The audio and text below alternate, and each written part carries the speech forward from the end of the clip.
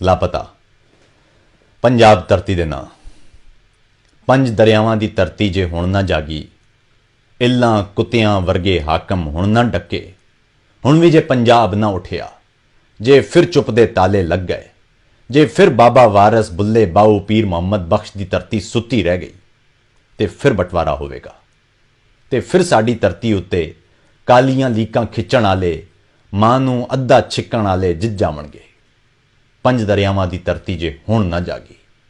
इस तों पहलां साडे फौजी चढ़दे पाकिस्तान दे बासी कटदे रहे और धरती मां दे जिगरां गोशियां इंसाफां दे बूहे खड़के हक्कां वास्ते अपनी सावां डोलदे लोकी चीखदे रह गए, पर मेरा पंजाब ना उठिया। साडे घर दा अद्धा जस्सर साडियां अखां अगियों वख वख होया। साडा टाका मगरब वल्लों लਹਿੰਦੇ पाकिस्तान दे पासों पंज दरियावां दी धरती नूं वाजां मारदा मारदा अपनियां लाशां चुकदा वेखदा रह गया।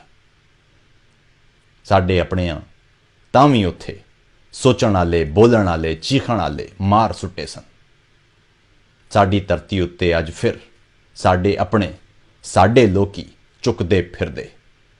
मेरे सिंधु शहर कराची, मेरे गिलगित खैबर फाटा, मेरे पंजनद ताण सरैकी, मेरे दिल बोलान दे बासी दस्तूरां दा मातम करदे हक्कां आसे बोलण आले, सोचण आले, चीखण आले एक एक करके गुमदे जांदे। अज फिर वारिस शाह दी धरती सुत्ती पई है।